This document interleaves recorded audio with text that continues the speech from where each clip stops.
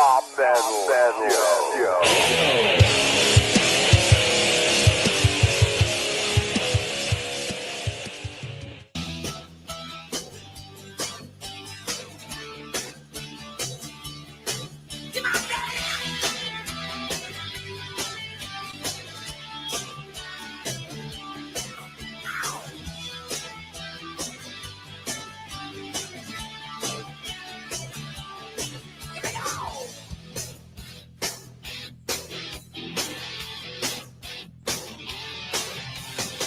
I've seen everything a man could see. I've seen the strong survive. I've seen a young boy crying for food. I've seen an old man die. I've seen the system fall apart from the roads. And our president.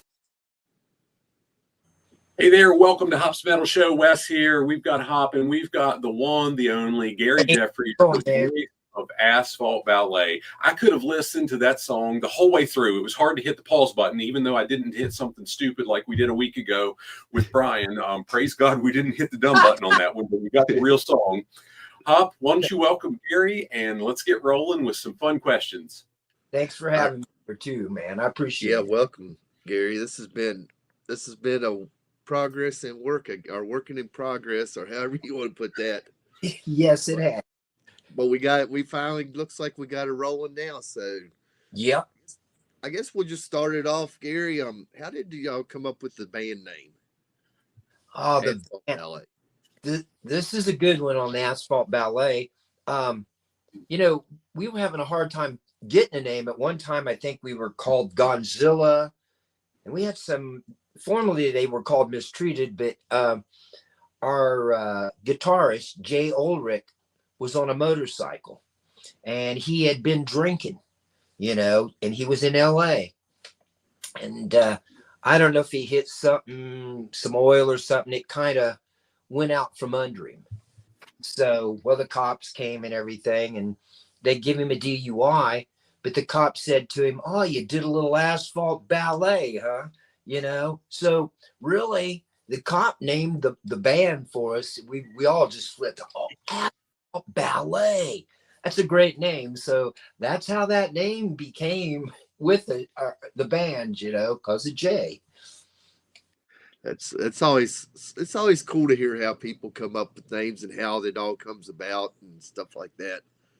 Yeah, it is, because it's hard to get that perfect name that you have 4 or 5 guys agree on, even 2 guys, so a name's pretty important and it's hard to come by sometimes. But yeah, that's the real story on that one. Well, Hop, I know it's off script a little bit, but while you're on how names came, well, Gary, I'd love to hear where Alligator Stew and Stitch Pig came from as well. I mean, at the end of the day, Gary Jeffries' band kind of makes sense, but those two, how'd you come up with them? Wow. Oh, wow. This one's a little crazy. I personally always liked alligators, Well, I was in Los Angeles and we had just put a band together, and this was after, the Asphalt Ballet, and it was a Southern rock band, which became the name Asphalt Ballet.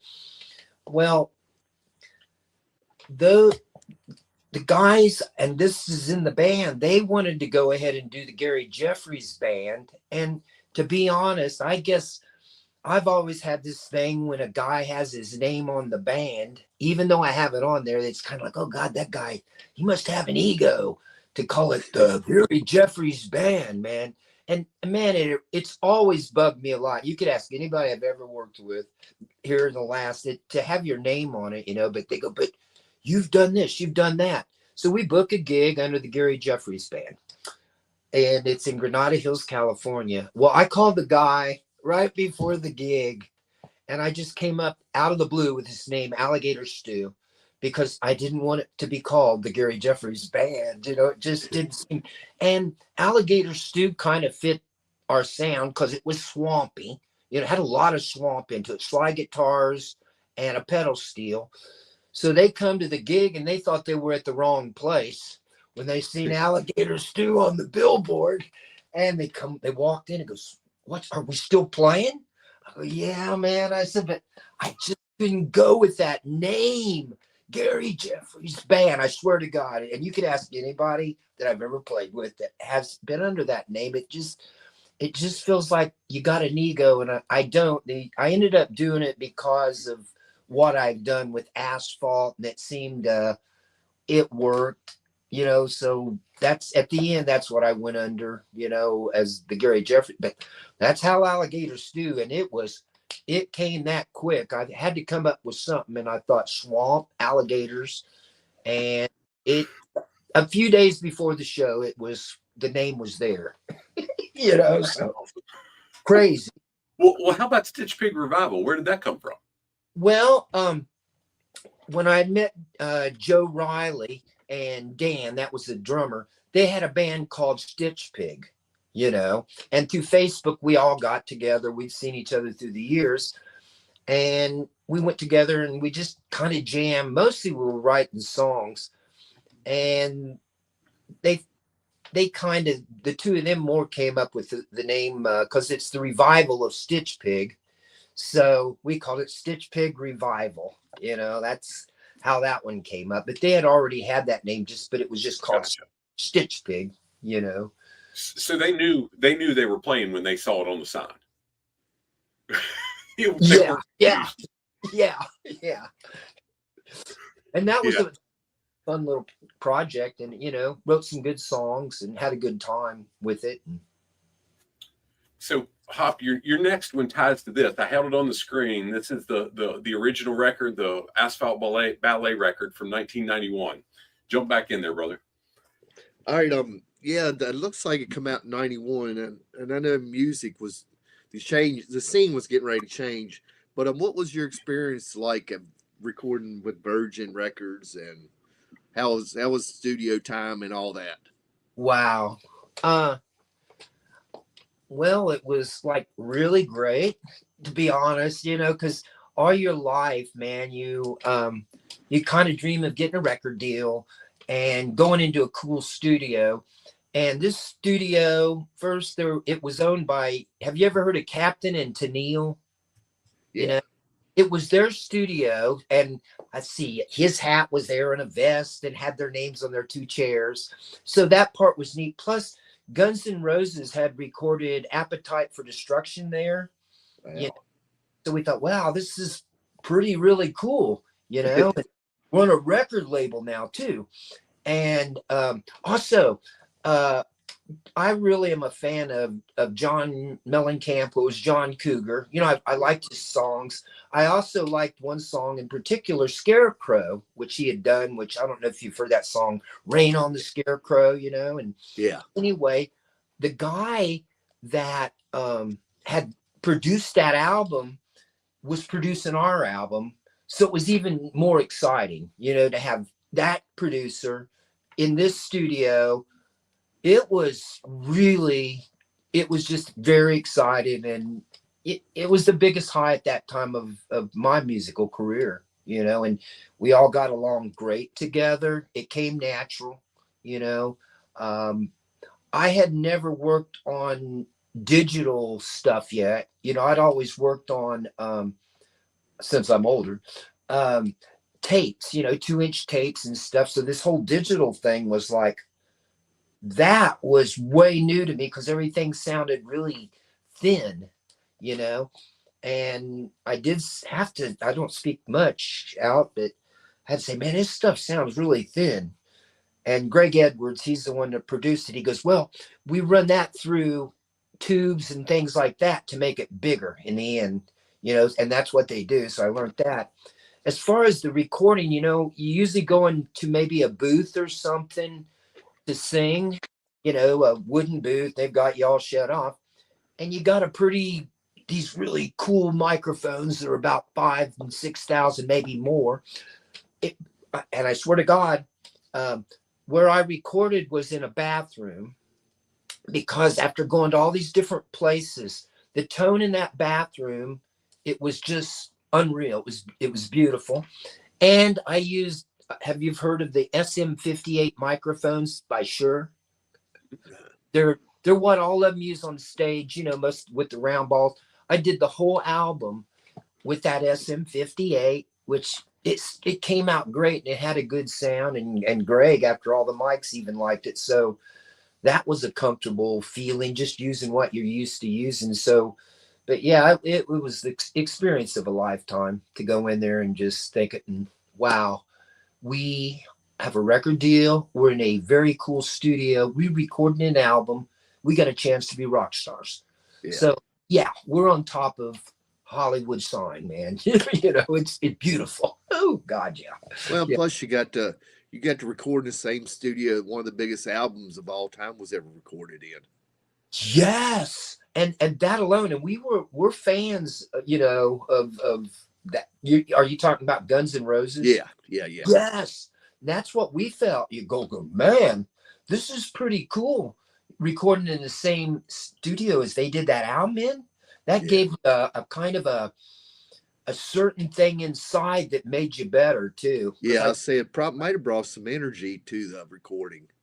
You're nailing it. It brought a live feeling to when we did it, and even though they do them so everything's got to be so perfect, we still got a live feel on this album. Plus, like you say, that energy.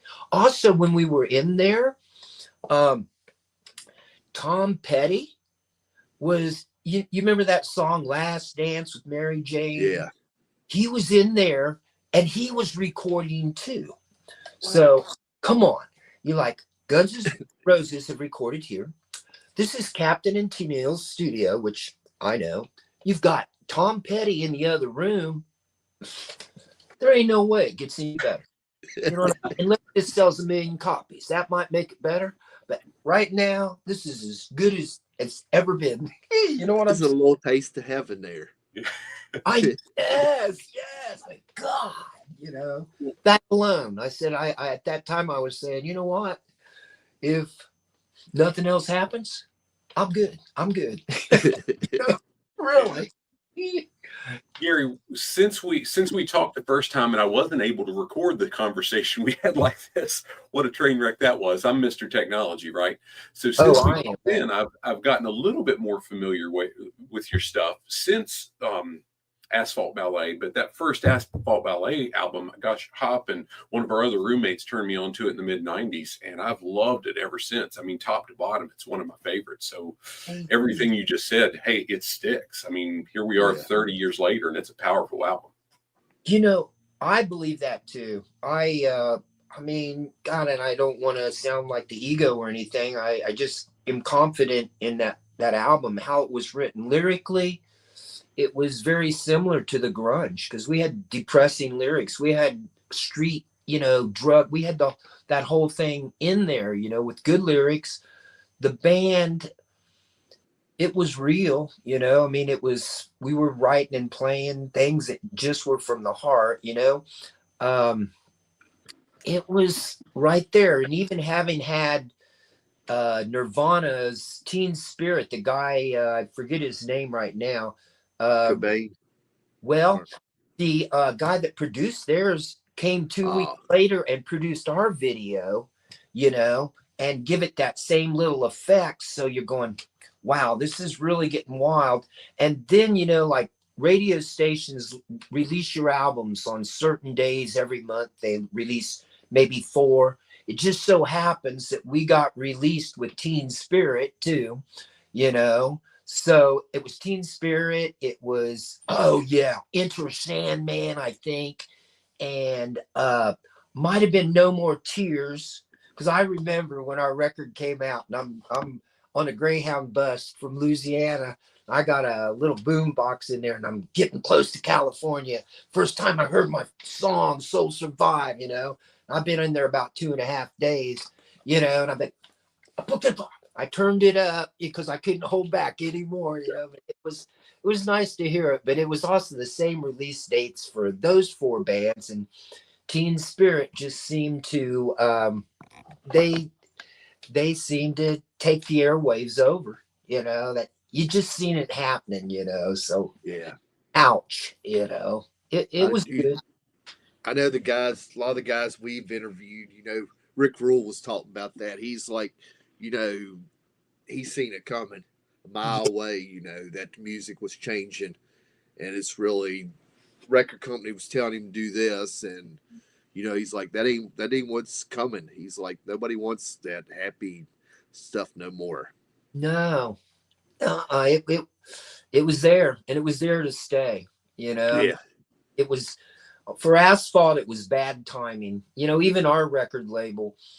Uh, I don't know if his talked about this, but they wanted you to sway towards being more grunge. But I don't know about you, or if I'm just being weird here, but how do you be what you are, and then all of a sudden you try to be a grunge yeah, guy, whatever that that was.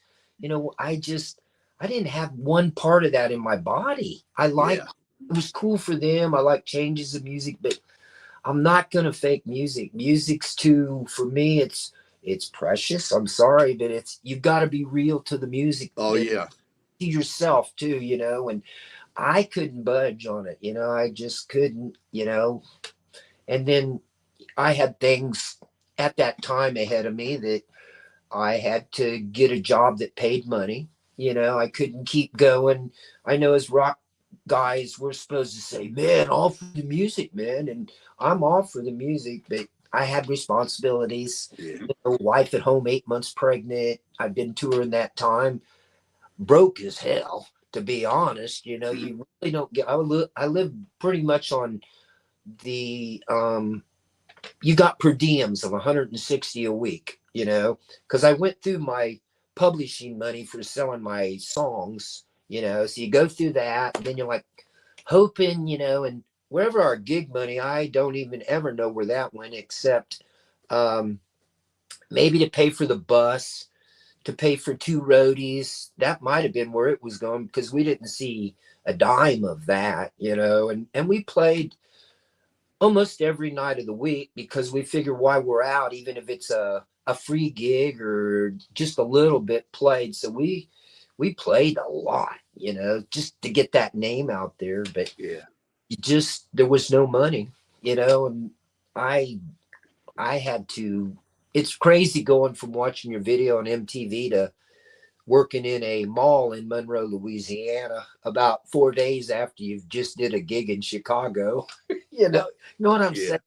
It was depressing, but you know, it, you got responsibility sometimes. I know maybe to the label, maybe your band, because I kind of hit it around that I needed a little help, So, but anyway, that was then and moved on and just, I look back at it and I don't think probably Asphalt would have survived. They went on and got another singer, which he's a good singer, which I still think they tried to alter him a little bit from what he really was to be a little more like Axl Rose or something. But he was a great singer. And they wanted him to veer a little bit towards a grunge feel, in their own little way. And the album Pigs was probably good, but I think the label still just dropped it after a few months, because I don't think it was quite believable, even though it was a good album, it Yeah. just wasn't quite there, So, but it was hard to leave the band and do that, But yeah, don't know what to say on that one. I don't know if I regret it. I don't know. I would probably do it again and then just keep going, keep playing music like I am right now, Yeah, Gary, as you share that, it takes me to the Long Way to the Top AC/DC song, the lyrics of that. And the reality is that fits just about any business. I mean, my wife and I are approaching 10 years, and Uh-huh. holy crap, it's you work your tail off and you do the dumb little stuff that it's just what you got to do if you want to keep the lights on, right? So that they nailed it with the lyrics of that in the 70s. Yeah, you do. And, I often want to write more about that and get into that. I've been writing a little more veered towards 70s style, just for myself here lately. I don't know musically how the musical arrangements are going to be right now. I'm just still figuring them out and everything. But yeah, you got to live, and it's however you want to live it as a rock musician. Everybody's got their own attitude. I was probably a little older when I got my record deal. I lied about my age, because you really can't be over 28 and have a record deal. So I was 38, and so I lied about that so I could be more. They want you young, and they don't want Yeah. 38. They might think that guy's been out a little longer, and he might have a little common sense, maybe. And they're hoping you don't, but I have a little, because I've played a long time before that too, and,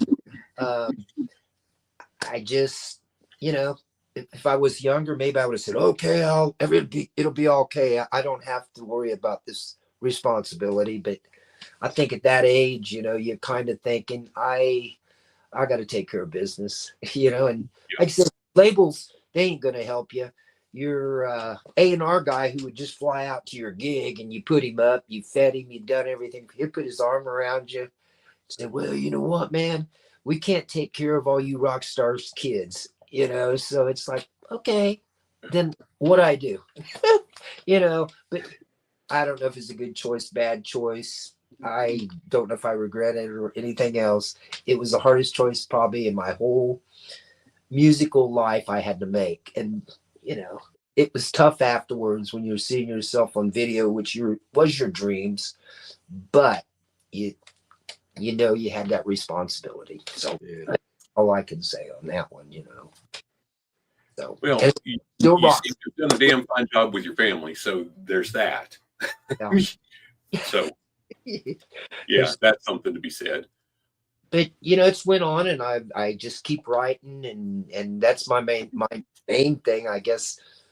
It's nice to think of the rock star, all that stuff, but if you just really love music, it doesn't have to be huge and big. If you do your own albums and you can break even, make a little money at it, and book on the way you've got time and the way you live, it's still fulfilling, Sure thing.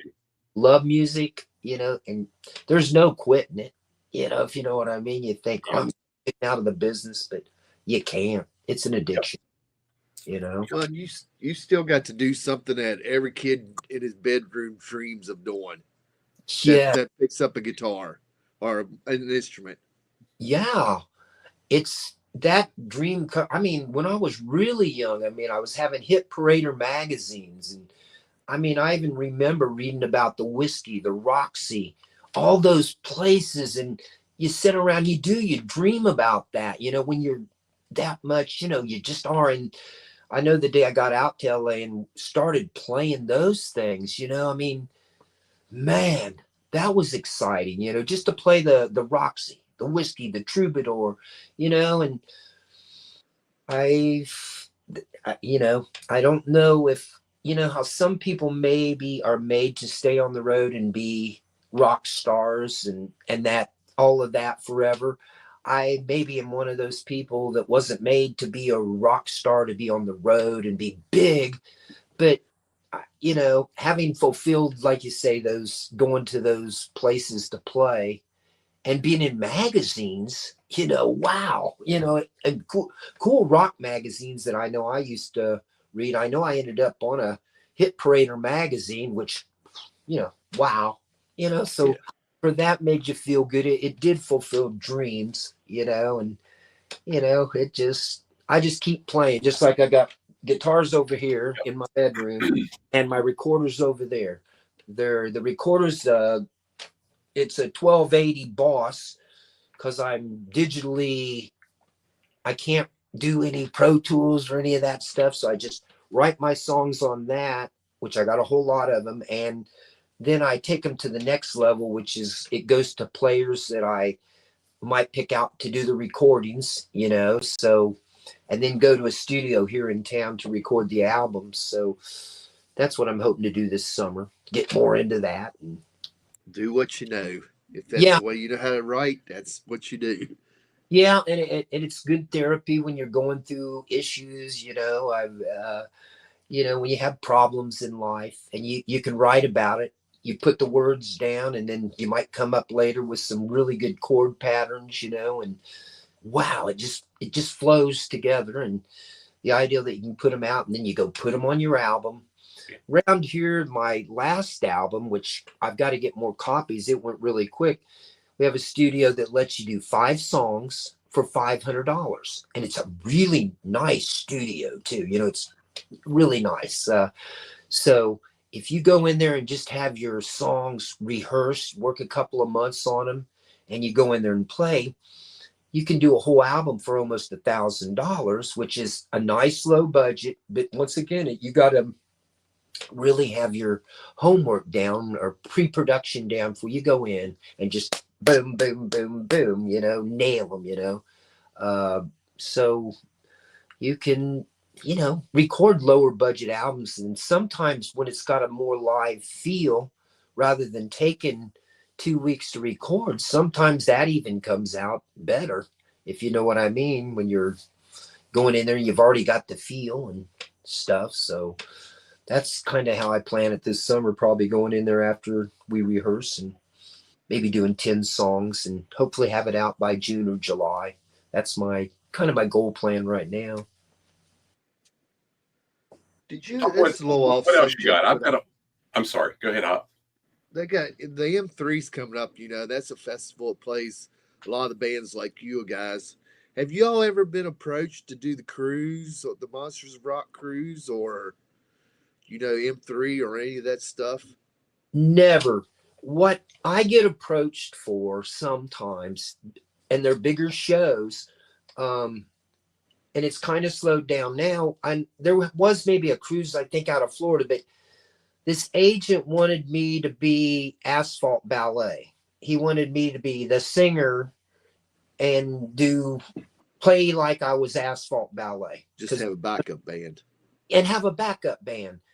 I can't do it. My guys are, from Asphalt Ballet. I have got that more than anything in my last 30 years. They want you to put a band together. I mean, it just happened to maybe 4 or 5 months ago, but I have on a cruise and another rock show they were having, a few of them, that could you do this and go out Asphalt Ballet, former this and that. And, I just can't do it. So I have turned down, I know 1 or 2 cruises for not just being able, because it was an 80s kind of theme and they were called into that and just can't do it, so, and we could never get the band together. I'm not sure that I know Jay's playing, and I know that the drummer Mickey still plays and records. But I haven't approached him in a few years. We haven't talked or anything. Who knows? It might be fun one day just to put most of it together and see what we come up with, because I think the bad things are behind us, what, I did and stuff by leaving the band. And, so I think we're on good terms now, last I talked, but I just wouldn't feel right going out acting like a big part of Asphalt Ballet. Just, I had told a guy, you want to call it Gary Jeffries, doing Asphalt songs and releasing his new album. I do my songs and then throw in some Asphalts. I could possibly do that, but he never got back with me on that one, so. Yeah. But so those cruises would be fun though. I don't know if you've been on them, but I bet they're fun. Oh, I'm sure they are. I've never done one. Gary, I'm not sure. About 1.5 years ago, my wife and I got some kind of online thing where Def Leppard did this small club thing, and we got to watch it at 5 p.m. Eastern time from our couch on our big screen TV. And it was one of the coolest experiences at this stage in life, because I didn't have to drive home. I said, "Gosh, if we still did dumb shit, we would be fine too. We don't have to drive home because we are home." But yeah, that's where I'm at. I'm not sure I could live through a cruise with all that around me and staying up late and so on. I like the whole 5 to 6 p.m. show thing and not having to drive home. That's just where I'm at today. You know what? I'm kind of that way too, and I still got, once again, I got 4 guitars behind me and I can pick them up at any time, and Yeah, I'm with you. I mean, I get out every now and I want to have a good time. I'm a homebody Yeah. myself and have been for probably too long. Not really though, no. Yeah, you got to enjoy life and just you got to do what you love and do it when you feel like doing it. Yeah. I'm going to jump into a couple of questions, Hopscott, and then get him steered back into the list because he's put a really good list of questions together. What was your favorite part of touring on that first album? My favorite part of touring on that first album. Mhm. I think our first touring thing might have been with Bang Tango, and it was probably when the bus that we seen for the first time picked us up in Hollywood. We loaded our duffel bags on the bus, and we were just driving out of Hollywood, California, in a bus that Van Halen had been on tour with. Just that experience of going out of town, getting into the first gig, setting up for your first show, and then going on stage, and then them saying Virgin Recording Artist, Asphalt Ballet. Man, poof, it's over. Once again, that's them dreams that you dream about when you were 15 years old. So that part of the touring was fun. I think probably getting off the bus and walking into the venues were fun. Sometimes the tour bus drive was a little long and boring. After a couple of weeks, the first couple of weeks, you were in rock star mode more than you were after, later on. So it was exciting. But yeah, that was the funnest part when it was new, it was fresh, your first gigs, and just going out now is what your dream. You're considered a cool rock band. Yeah, the travel to and from. I had a fellow 20 years ago tell me when I was doing a lot of business travel, Gary, he said the only people that like business travel are people that haven't done it, that don't have families, or they're liars. Uh-huh. And the longer I did it, I had a family and I'd now done it. And to be honest, I didn't like it anymore. The work I enjoyed, but getting to and from and all the time on the road, it was just draining. It really was draining. It's hours between shows. You go in there and you might play. If we were an opener, we mostly played 40 minutes. And then we would be done. You can let fans on your bus, and that might be cool the first couple of weeks because you're doing your rock star thing, living your dream. But after a couple of weeks of it, you're tired.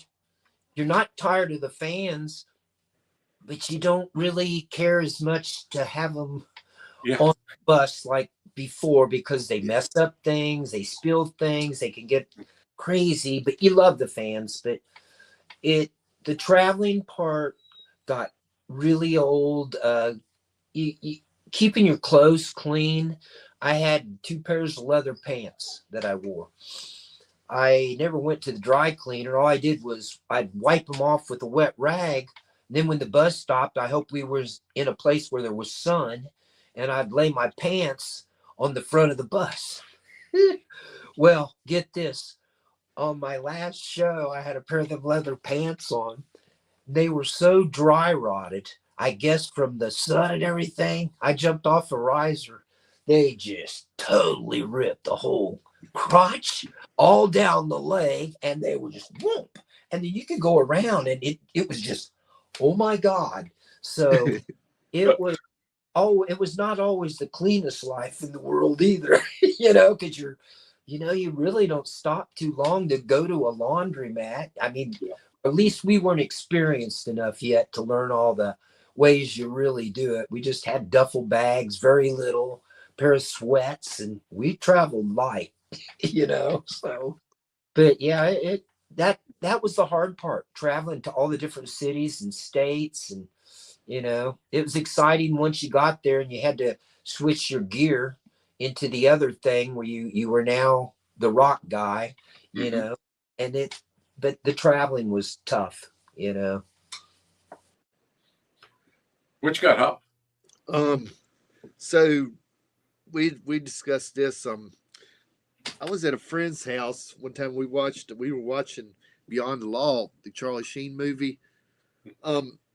And I couldn't believe that y'all's music was on this, on the soundtrack. How did y'all end up getting on that movie? Well, somehow through Virgin Publishing, they knew it was a biker movie, and they thought Asphalt Ballet, which was named after a motorcycle incident, and some of our music, and I think Soul Survive seemed like a song that fit with what this movie was going. Charlie Sheen was a cop, and now he's going to go against a really badass motorcycle group and be a biker, probably have to do some drugs, and bring in undercover. He could get killed. But the song My Soul Survived kind of went with it, because his soul will survive. In the end, he was going to win. So, but the publishing company actually at Virgin got our songs in there. They also had Hell's Kitchen in that one. So we got 2 songs in that movie. But the publishing company, they must have been pushing it to that movie really hard. And that's how we got it. And thank God they did. At least we got, a little money on that one. Of course, they got 50% of it, but you still got money, which allowed you to live a little longer, so, and stay out there. Did you get to meet Charlie Sheen? No, never, because of the movie, but we were in the Rainbow one night, which is right next to the Roxy. And I don't know if it was Danny or Jay. Charlie Sheen was at the bar, and Danny or Jay said something to him, and got to meet him briefly there. I think he had a pretty good buzz go on, and we were kind of that we had a song going on in his movie, and I don't know if he knew what we even said, but I didn't say anything, but it was cool. He was very nice and everything, but didn't get a meeting because of the movie, But that was a good movie for our music to be in. Oh yeah, perfect. Yeah, I think so too. I still pull it up every once in a while and wait for that part. Yeah.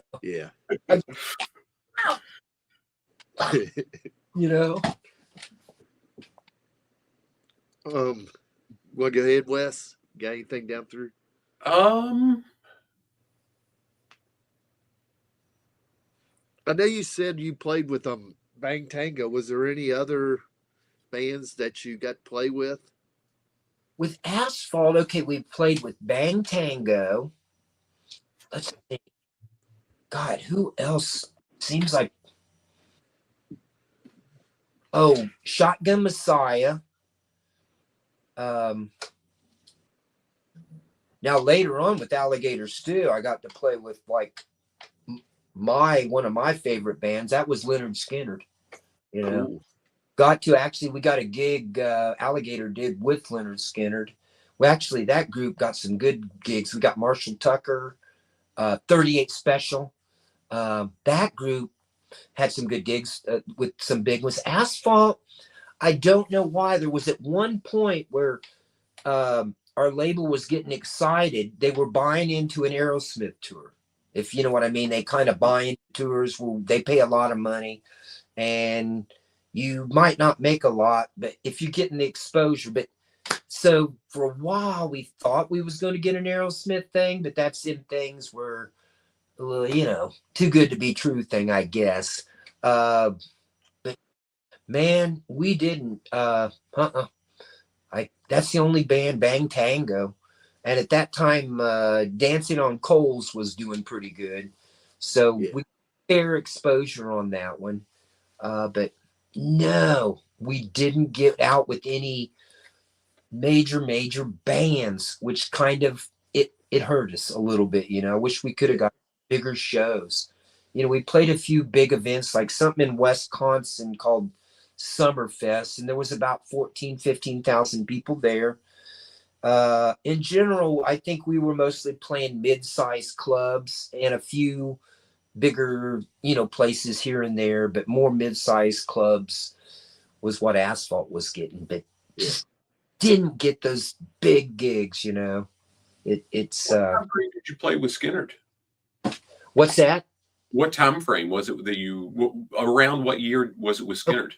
Skinner would have been around, okay, maybe 2002.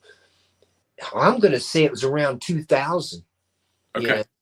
Alligator Stew, we were still playing some gigs, and actually was getting a few good gigs, because there's a place out here called Phrase. It's called the Phrase, and it's a pretty good size amphitheater outside where a lot of national acts come, and so we got booked into there. But yeah, it was around 2000, when Alligator was doing pretty good,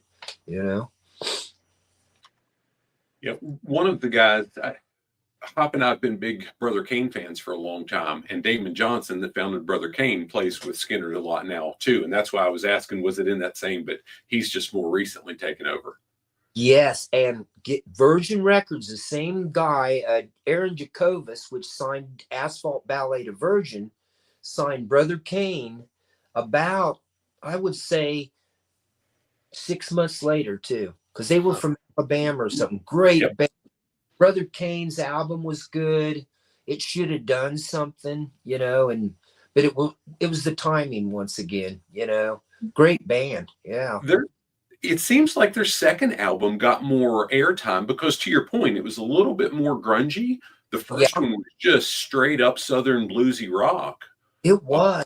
Harmonica, slide guitar. The second, good album, but I like the first one the best. The third one a little bit less. We saw them on the third album tour. But the first one, matter of fact, it's in my player in my car right now. The CD is. It's, again, one of my favorites. They were a great band. Like you say, the one guitar player is playing with Skinner a lot now. And I think his Brother Kane band is still out there too. Playing, Yeah. So Hop and String, who do the reaction videos and stuff on this channel, you guys went to see them a year ago or so, right, Hop? Yeah, up at Tally Ho. Yeah, and I'm still bummed that I didn't get to, but I can't be in both places, so I'm stupid responsibility. Were they good? You seen them, Hop? Yeah, I seen them probably been last year, probably about a year ago. Dang. They were really good. I sounded really good. Yep.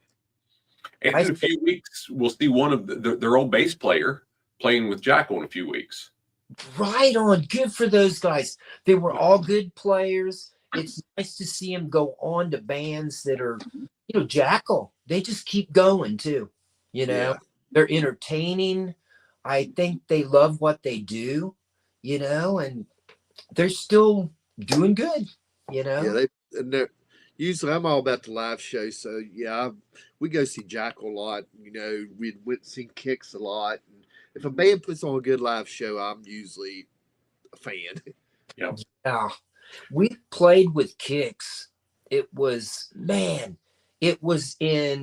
oh God, not Pittsburgh, I don't think. It was a big place that had almost 18 bars. Is there a place, have you ever heard of a place called Hammer Jacks? Yeah.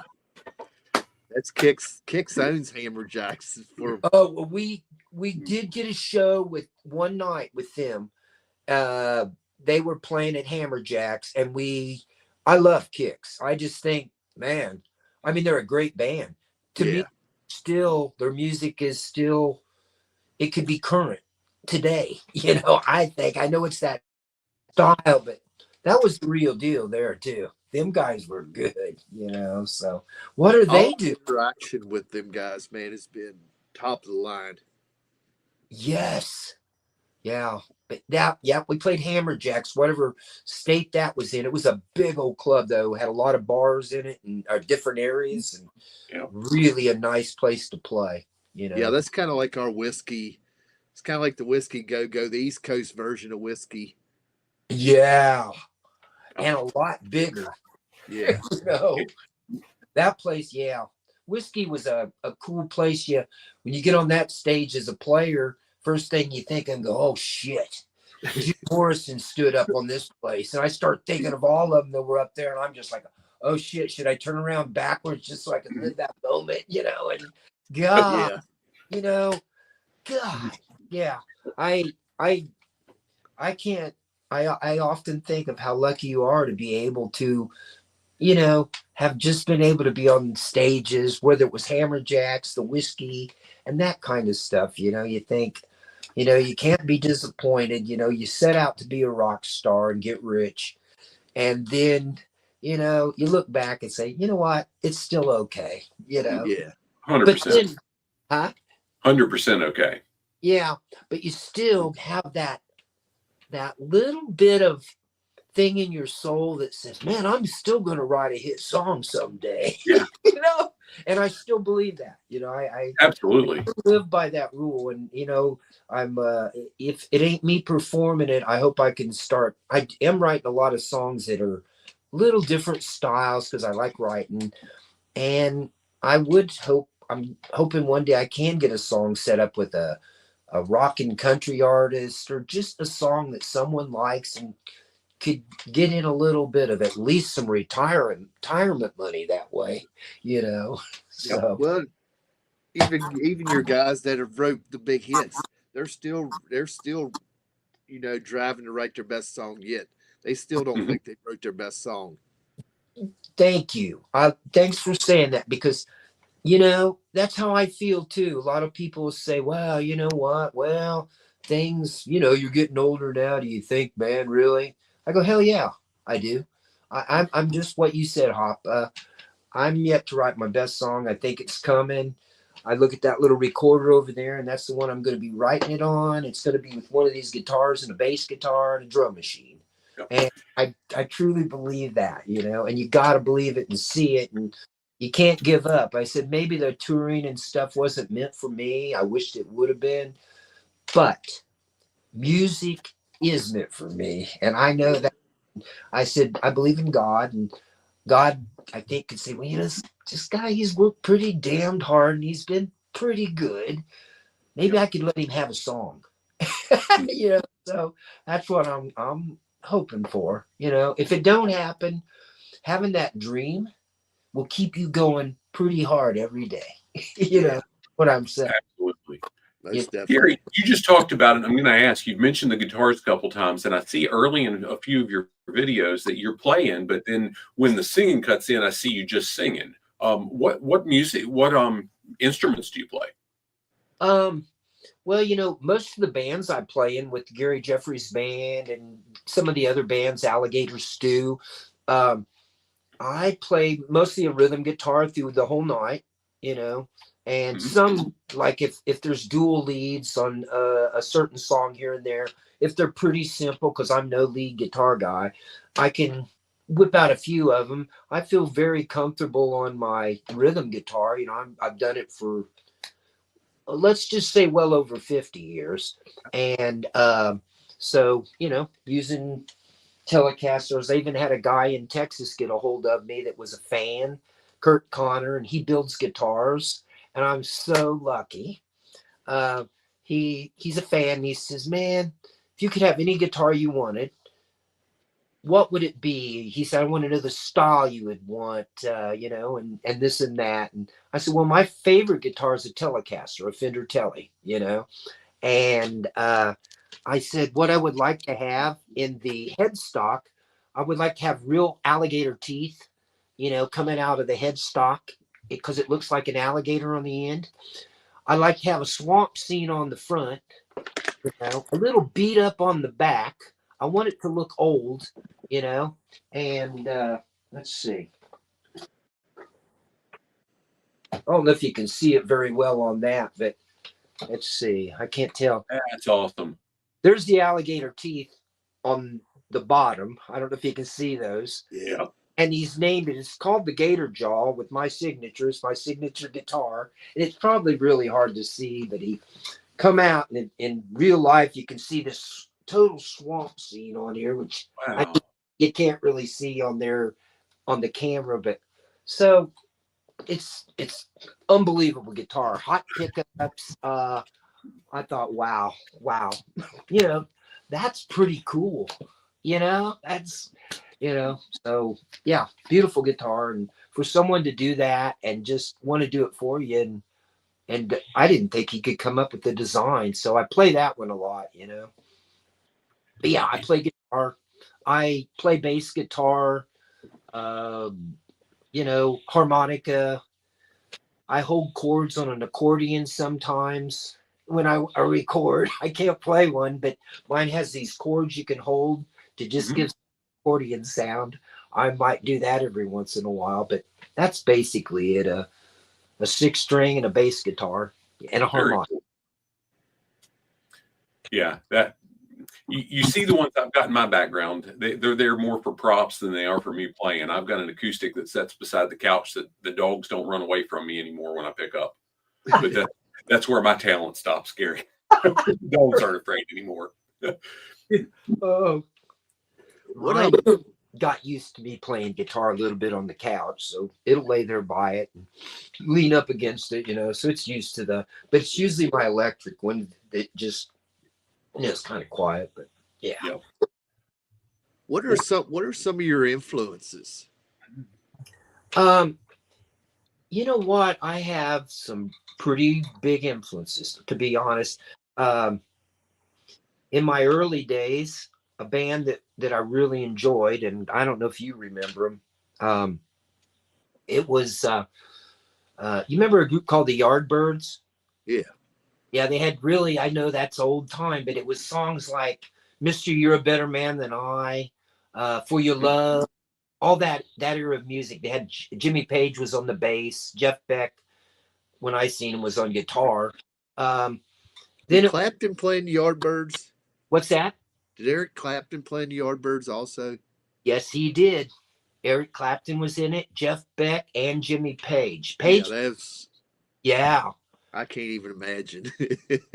Dude, now this will tell you how fucking old I am, I guess.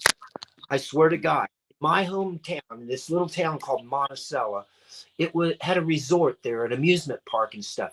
Big bands played in Chicago at that time. That was in the late 60s. And so these big bands, Chicago and Monticello was about 2.5 hours apart. So when they were coming, maybe they would be going to Indianapolis or something, they liked stopping into this resort to play. So I actually got to see the Yardbirds. I was probably about 6 feet from them, and wow. At the time, I didn't know how big they were going to be. I was pretty young. I worked the boardwalk. I cleaned up paper off of the boardwalk, and then I found out about the bands. Oh, wow. I swear to God, all this is true. But I got to see the Yardbirds there. Later on, I got to help set up, me and a buddy, my bass player at the time. We helped set up The Who. They had just released, I don't know if you guys remember this song, "I Can See for Miles." Yeah. I can see from we helped them set up. I'm, I don't know, 2 feet from the stage. Keith Moon, they come into that song talking about my generation. And Keith Moon, he kicks all of his drums. Smoke bombs go off. They bust up their guitars. I grab the snare drum thinking, oh, fuck, I've got Keith Moon's snare drum, man. Yeah. So, but yeah, I had it for maybe a minute and a half because they still got people collecting things, because I'm ready to run off, honestly. Yeah. I was going to ask you if you still had it. I wish. Man, and so a lot of that British invasion and anything from, I don't know if you remember this one too, because my cover bands would do stuff even from, there was a group called the McCoys. They had a song, "Hang on Sloopy." We did Louie Louie, but got to see most all those, the Turtles, Lovin' Spoonful, that whole era. And being as I went there a lot, that was a big influence on my musical life. Then the other one that I think turned it later on, I seen Bob Seger, the Silver Bullet Band. Yeah. And I love Bob Seger. I must have seen him more than any other artist, and actually did a cover thing where I did a lot of Bob Seger tunes, Catmandu and all those. And so he was a big one. But then you add a little Steven Tyler from Aerosmith, when he had like Walking the Dog and Yeah.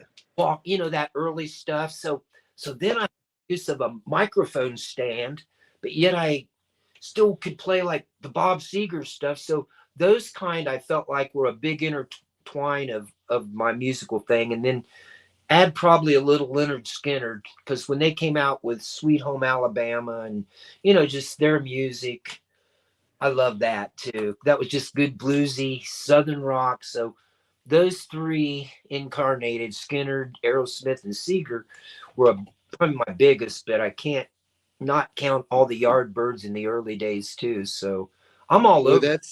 that's three big ones there, ain't it, Wes? Oh, yeah, that's I mean, wild.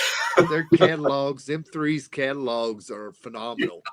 They are, man, and I just, yeah, I love, and used to, I did a lot of, okay, I can't also forget, definitely, John Fogerty and CCR. Fogerty he was pretty big on me too, because my first songs I ever learned, because I remember Proud Mary was mostly just a D chord, and you could play that for half the song and sing it, and then you only had to change to an A maybe, or E.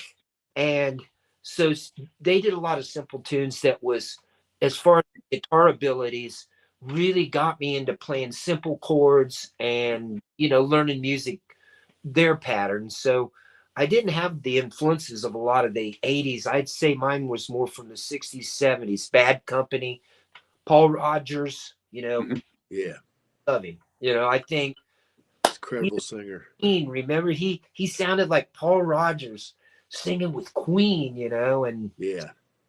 damn, a lot of influences. And I can't even leave Elvis Presley, because my parents, I lived in this little town called Buffalo, and my mother played Elvis all the time.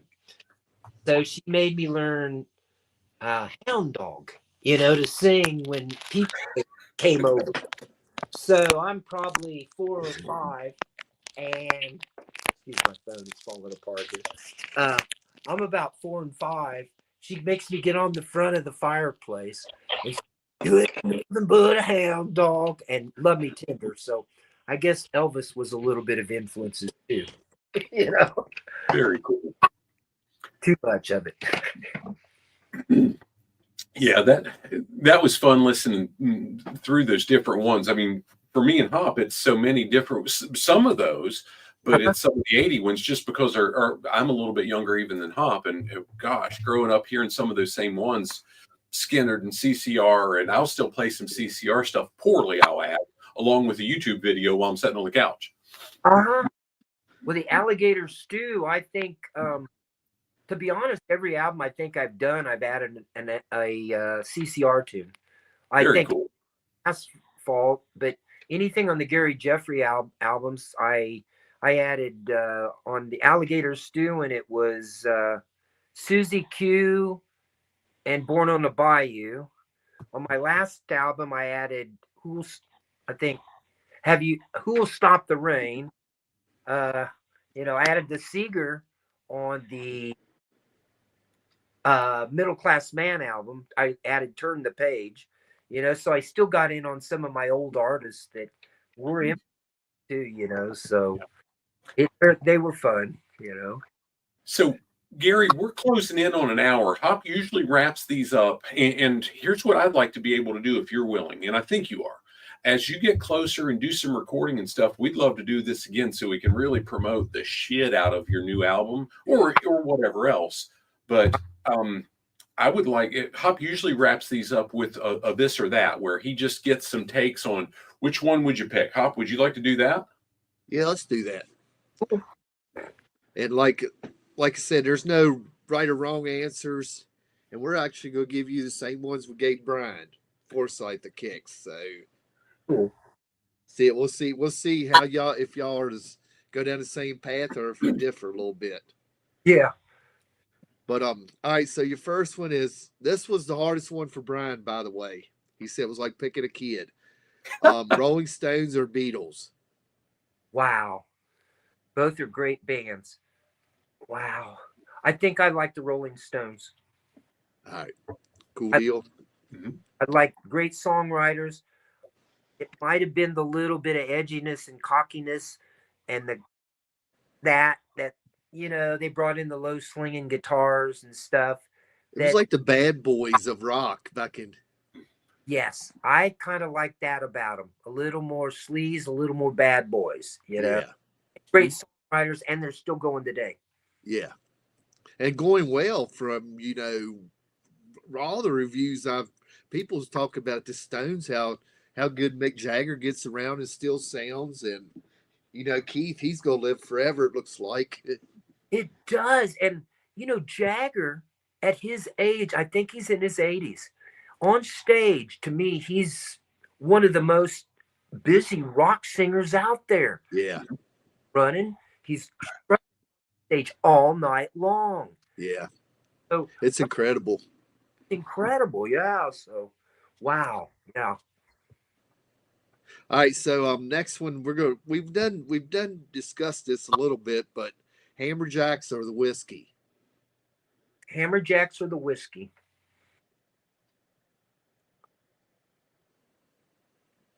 Darn. I know would probably say Hammerjacks.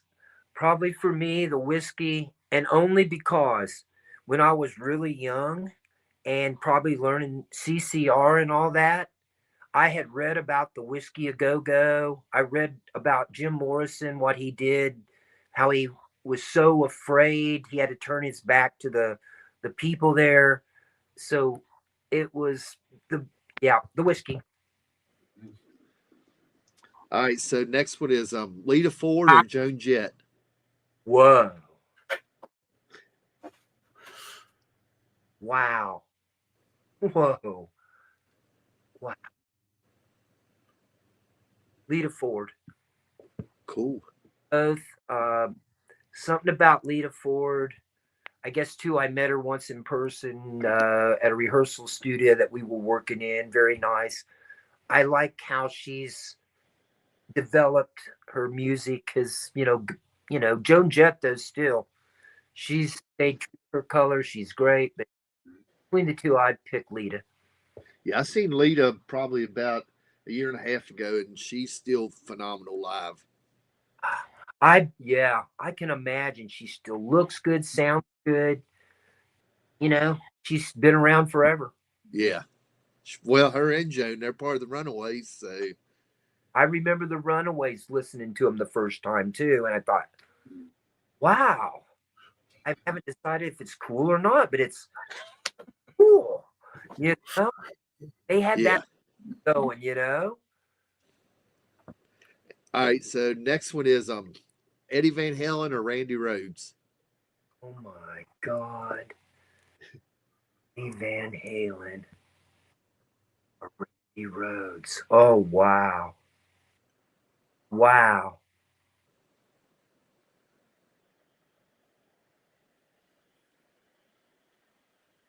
I'll probably have to say Eddie, because I don't know if it's because I got to experience his thing a little longer or he was the first one I heard do that, the hammer-ons and stuff. That there's a tough one for me, but I would say Eddie Van Halen. Yeah, that's another one like picking your favorite kid. It really is. 'Cause they're both phenomenal. Randy Yeah, Rhoads, tell him what he would have been if he had a few more years. To yeah, a former guitar player in Big Revival now, he has Randy Rhoads on his arm.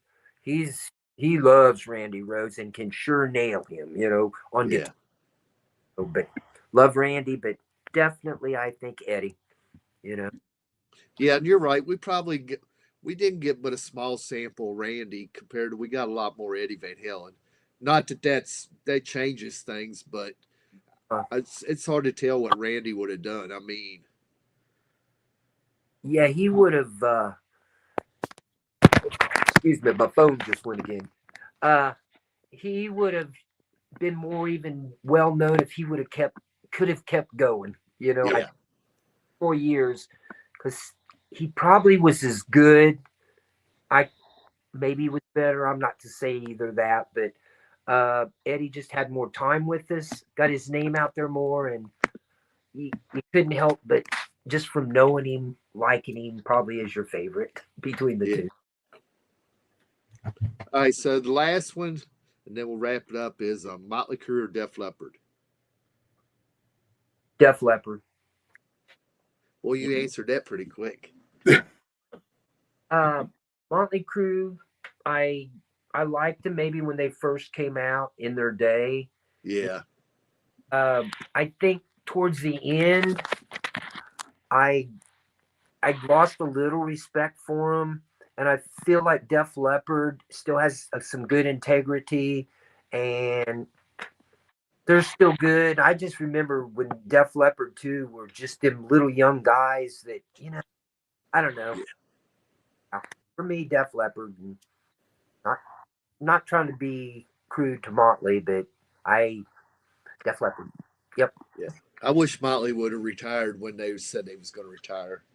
Me too. I would have had a lot more respect. I think that it seems like the last few years has not been good for him. You don't want to have people see you when you're not good. I constantly tell my wife, and as I get older, I love music, but I want to go out there, and when I ain't got a little bit of pretty good, if you know what Yeah. I don't want to go out there and do it, man. I just say it's time to maybe write, but stay out of the PA systems and stuff. Yeah. I got a little bit more in me. Yeah. But when that day comes, I'm gonna gracefully just put it, over, but keep writing songs, and stuff Yeah. like. I'm with you, Hop. I wish they would have retired, left it at that. Maybe them go play with other bands or anything. Yeah. So Nikki has that other band. Is We it had at 6 a.m. AM? Now is that guitar player still with them? That young No, is DJ Ashba, well, he was with Guns N' Roses doing that for a little bit, but now I think he's doing his own thing. good for him. He's from my hometown. Oh, is he? Yes, He's a phenomenal guitar player. he is. I mean, he came on and he came hard. Yeah. Yeah, I respect that guy. I got respect. When you was talking about Bang Tango, he played with some of the Bang Tango guys, a band called Beautiful Creatures. Yes. So Joe was the singer on that. The lead singer from Bang Tango was. Yeah, and I Yeah, think Kyle played in that band also. I think so. Maybe. Kyle was always good too. Great bassist. And Joe, what can you say about Joe? He just keeps going. Yeah. Pretty obvious that he's pretty hooked on music, loves it, and it's good to see them guys, just like Mark from the Bullet Boys, and they're still Yeah. out, you know. Well, I think Mark was he the guitarist for the Bullet Boys? Uh, I think Mark was a singer. Mark, I forget his last Oh, Mark Torkin. Orkin or whatever it was. Yeah. Well, I just heard the guitarist for the Bullet Boys is doing a project with Ricky Rocket. They're called Rockets Mafia or something like that. Wow. That's the drummer from Poison, right? Yeah. Yes. Well, that'll be interesting. Yeah, I think so too. That style of music, though, seems to be, and I don't know what the deal is, but a little of that style's coming back. There's Yeah. I'm seeing that wants that call from I don't know if you ever heard of it's a record label called F&A Records. They do a lot of the 80s bands. Yeah, I think Tora's on that label. They are. Well, they're doing a tribute album and one artist to sing songs by Rat, All and right. doing a tribute to Rat, and all these different singers and players get together. So I'm talking to him a little bit about that. I'm trying to find out if it's a certain album they want it from, or if it's all their albums, or what, because that could be fun, Yeah. and a lot of the 80s people and 90s listen to it, it could give you that little bit of advertisement if you do it really well. And you know, think, well, still out there singing, that old man. Yeah, he is. So, yes, he is. You know? Gary, I'm going to have to be the party pooper on this. I've got to run. I mentioned to you guys, unfortunately, a dog emergency vet situation I've got to deal with. Before we jump, I want to go out with playing a little bit of Blood Money from Alligator Stew. But where can we send people to get access? You mentioned not being out of one of your CDs, but where can people go to make sure they're tracking on your stuff? Damn it. God, I did get my name back. God, all I know is I'm under Gary Jeffries on Facebook. Okay. You know, I can try to get you that whole link together because it's the Gary Jeffries band. And I could probably send you the exact link for just that site, because I am going to, for 2025, it is my thing to get off my lazy ass. You know, I slowed down, honestly, just to kind of get the mind together to figure move. You know, you got to have a plan to go out. And I had long enough break. I've written some songs that I think are pretty good, you know, and so I will get you the link at least to the Gary Jeffries band on Facebook, and try to keep that updated and keep in touch with you guys a little bit more about what's going on, and maybe have something a little more exciting, like my battery's saying sorry. Yeah. That I got something to show for other than the albums that I just did. That album hardly anybody's heard that I'm doing copies of, but that Facebook, I'll get you the link, and that's probably the best connection. Cool. Well, we'll be sure to share that when Hop gets the stuff out, put it in the comments on the YouTube channel and stuff. Gary, you and I now have had 3 conversations, me and you and Hop together, 2 of them. And thank you. You're an amazing person. Really appreciate getting to know you. I'm thrilled to call you a friend and look forward to pursuing the friendship moving forward. Well, man, I tell you, Here. You guys, I felt like talking to you was my band members. You know, it's together a while. You know, it's like you guys are good guys, easy to talk to. Our mindsets are the same. Music, and just, you know, and you helping bands. I appreciate that, man, because, you know, I'm not good at reaching out and bugging or talking to people and say, hey, man, play my music. There's this little thing that, you know, but I appreciate you letting me have time on your station, you know, and taking the time with me. I really do, you know, so, and I'll let you anything to keep your music alive. That's what it's all about. Yep. But Tom, I just appreciate it all. I really do. Hang with us give me about 30 seconds to get the recording ended, and we'll cover a few details and then run. Hang with me just a second. No rush. I'm here. Here. Oh. Met a man in the middle of the night behind TJ's Bar and Grill. $7,000 and a brand new gun is gonna get your brother killed. Your wife wants a job, the bank wants your house, support money takes a check. With $7,000 you could get back on your feet, but you'll never get your brother back. Once you look him in the eye and the money hits your hands, you can look into the mirror, but you're gonna see another man. Once you take money for blood, ain't no easy refund plan. Hop, Battle.